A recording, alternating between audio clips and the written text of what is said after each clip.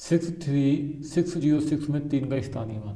देखिए क्वेश्चन करने से पहले हम ये जानेंगे कि स्थानीय मान होता क्या है। जैसे कोई भी नंबर, जैसे हम नंबर लिया 235, तो हम पूछेंगे इसमें 3 का स्थानीय मान क्या होगा।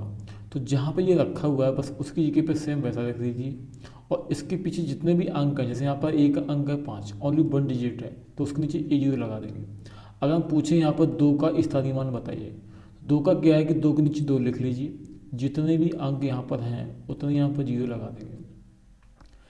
स्थानीय मान का मतलब ये होता है कि कोई भी अंक, जैसे अभी यहाँ पर है, अभी यहाँ पर है, ये चेंज होता रहेगा। अगर हर अंक का स्थानीय मान चेंज होता रहता है।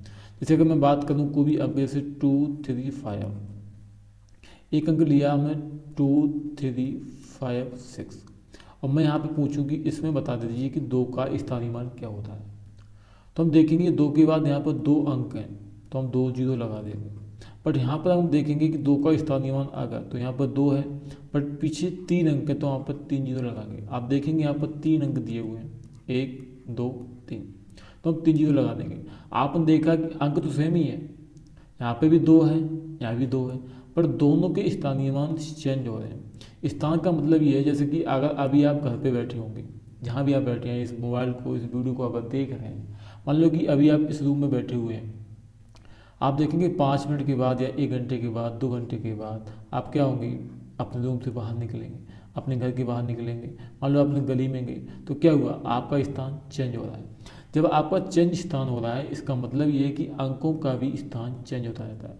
आज यहाँ पर दिया हुआ है, कल हो सकता है कि 3 4 5 6 इस टाइप की हो, मैं पूछूं कि 3 का बता दिए, तो ये अंक हैं, और अंकों का यूज अलग अलग जगह पर हो सकता है। 2 अंकों में अलग हो सकता है, 3 अंकों वाली में अलग हो सकता है, तो स्थान हमेशा चेंज होता रहता है। कि देखो 3 के नीचे यहाँ पर 3 रख लीजिए, पीछे देखेंगे 1 2 3, 3 अंक हैं तो 3 0 लगा दीजिए। तो इसमें पूछेंगे क्या कि 3 का स्थानीय मान तो कितना आ जाएगा, 3000। अगर इसी सवाल में पूछा होता 6 का स्थानीय मान, तो एक तो 6 का 6 निकलता, बट इस 6 का अगर बात की जाती तो इसका निकल जाता 600। इस 6 की अगर बात की जाती तो 6 नीचे, इसके बाद 4 अंक हैं तो यहाँ पर 4 0 लग जाते। अलग अलग सवाल होंगे तो अलग अलग बात करेंगे। अगला सवाल ये है कि 19 सैकड़े प्लस 19 इकाई का मान कितना होगा। जैसा दिया है बस वैसा ही करना है। 19 अगर 1000 दिया है तो आप 19,000 लिख लीजिए। इकाई, दहाई, सैकड़ा, हजार, 10,000। 19 सैकड़े की बात करना। देखो मैं इन सवालों को करने के लिए पहले आपको कुछ बताना चाहूँगा। जैसे कोई भी अंक है 1 2 3 4 5, इन अंकों को हम देखेंगे कि इकाई का अंक क्या होता है, ये होता है दहाई का अंक, 3 होता है सैकड़े का अंक, ये होगा 1000 का अंक, ये होगा 10,000 का। मतलब मेरा ये है कि इकाई में 1 अंक होता है। जब दहाई की बात आएगी तो इसमें क्या होता है, 10 होता है। जब हम सैकड़े की बात करेंगे क्या हो जाएगा, 100 हो जाएगा। हम बात करेंगे 1000 की तो कितना अंक हो जाएगा, 1000। तो जब भी इनसे पूछा जाए या कहा जाए, जैसे यहाँ पर 19,000 की बात की गई, इसका मतलब यहाँ पर 19,000 होगा। 19 सैकड़े की बात करने का मतलब ये है कि 19 तो होंगे, पर सैकड़े कितने, 19 है। एक सैकड़ा मतलब होता है 100, बट 19 सैकड़े का मतलब होगा हम 100 में 19 का गुणा करेंगे, तो बन जाएगा 19 × 100 यानी 1900। बात करेंगे 19 इकाई, इसका मतलब ये है कि 19 में हम 1 का मल्टीप्लाई करेंगे, तो कुल प्लस कैसे करेंगे, 19,000। उसके बाद यहाँ पर दिया है 1900, तो 1900 जोड़ेंगे, उसके बाद 1900, आप इन सबको प्लस कर देंगे, 1 आ जाएगा, फिर 9 आ जाएगा, फिर 10 आ जाएगा। ये जब जोड़ेंगे तो ये इसका आंसर निकल के आ जाएगा। सेम देखेंगे अगला सवाल, 24 में 4 का स्थानीय मान का योग बता दीजिए।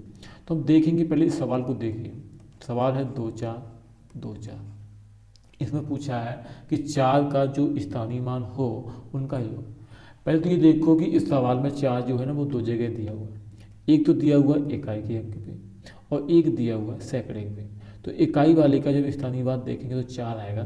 क्यों आएगा, क्योंकि इसके पीछे कोई भी अंक नहीं है, इसका मतलब इसके पीछे हम कोई जीरो नहीं लगाएंगे, ओनली 1 ही रखेंगे तो 4 आ जाएगा। इस 4 के नीचे हम देखेंगे, 4 के नीचे 4 लिख लीजिए। बट होता क्या है, यहाँ पर हम देखेंगे 1 अंक ये है, 1 अंक ये है, यहाँ पर 2 अंक हैं तो 2 जीरो लगा दीजिए। यानी इस वाले 4 का स्थानीय मान निकला 400, इस वाले 4 का निकला है 4, तो इन दोनों का योग पूछा है तो आ जाएगा 404। बस ये योग पूछा था। अगर इसी सवाल में पूछा होता कि 2 के स्थानीय मान का योग बताओ, तो संख्या क्या है 2 4 2 4। यहाँ पर देखेंगे 2 के नीचे 2 लिख लीजिए, पीछे एक अंक दिया है तो एक जीरो लिख लीजिए। तो इस वाले 2 का स्थानीय मान निकला 20।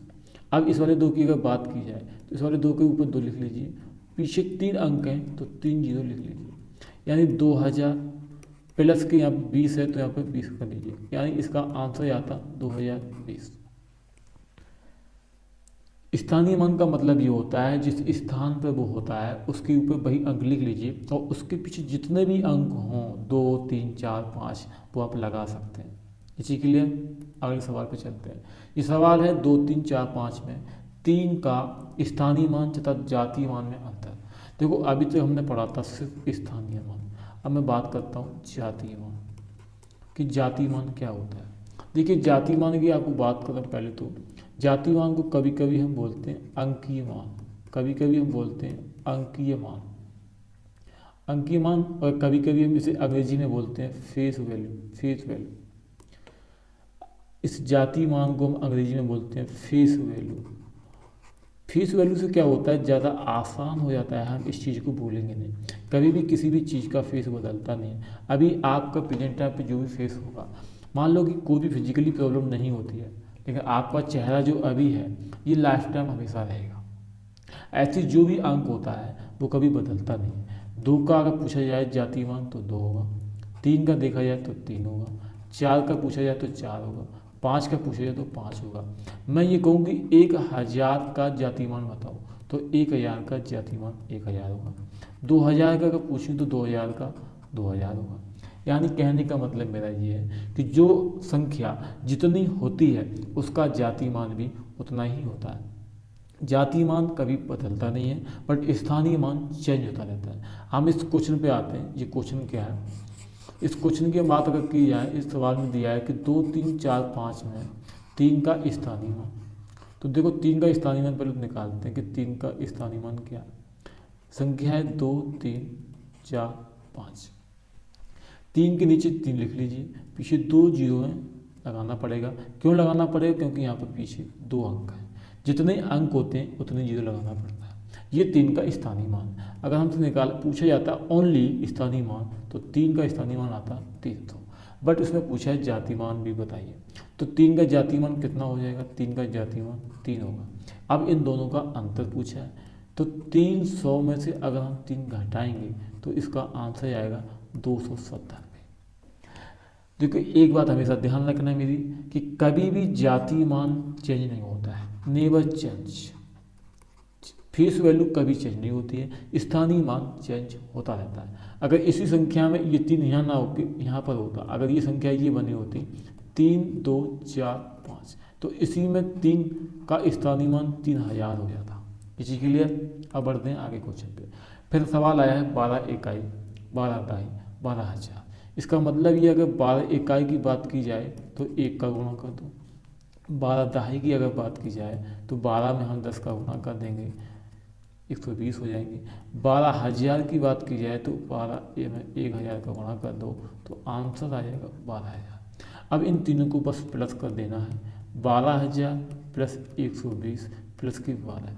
अगर आप इनको प्लस करेंगे 12000 प्लस की 120 और प्लस की 12 तो ये बन जाएगा 2 3 1 और 12, ये इसका आंसर आ जाएगा।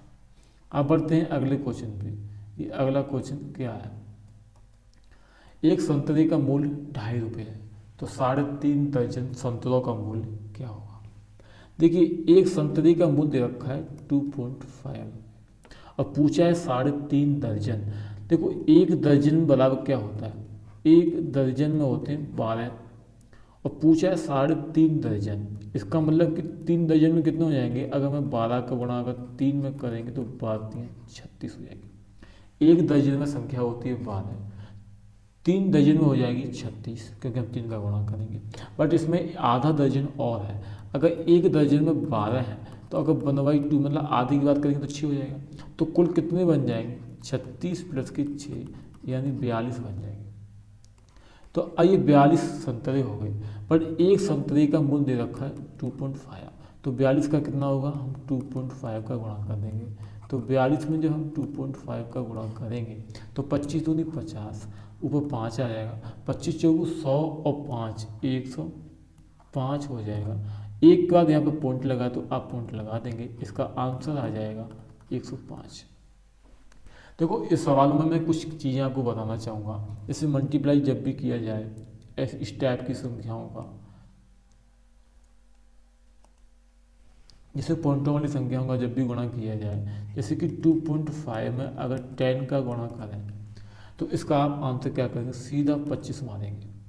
जब भी आप 2.5 में अगर गुणा करें 100 का तो क्या करेंगे, देखिए तुरंत करना क्या होता है, जो भी अंक दिए हो, जैसे यहाँ पर 25 दिए, कुछ देर के लिए भूल जाओ कि पॉइंट है नहीं, तो जब भी आप 10 का गुणा करें तो यहाँ पर 0 बन जाएगा, 250 आ जाएगा।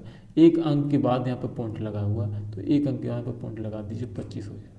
ऐसे यहाँ पर 2.5 में जब आप 1000 मतलब 100 से गुणा करेंगे तो बन जाएगा 2500, क्योंकि कुछ देर के लिए हमने मान लिया कि पॉइंट यहाँ पर नहीं था। अब क्या है कि जो अंक आया है इसमें आप क्या करेंगे, एक अंक यहाँ पर दिया है, इसके बाद यहाँ पे पॉइंट लगा हुआ है तो आप एक अंक के बाद यहाँ पे पॉइंट लगा देंगे तो इसका आंसर आ जाएगा 250। यहाँ तक क्लियर है। इस टाइप के कुछ सवाल आते हैं। आज हमने कुछ सवाल यहाँ पे निकाले थे जो CTET के लिए बहुत इम्पोर्टेंट है। आज के लिए इतना ही, मिलते हैं नेक्स्ट वीडियो में। फिलहाल कुछ नए क्वेश्चन लेके आऊँगा, तब तक के लिए धन्यवाद।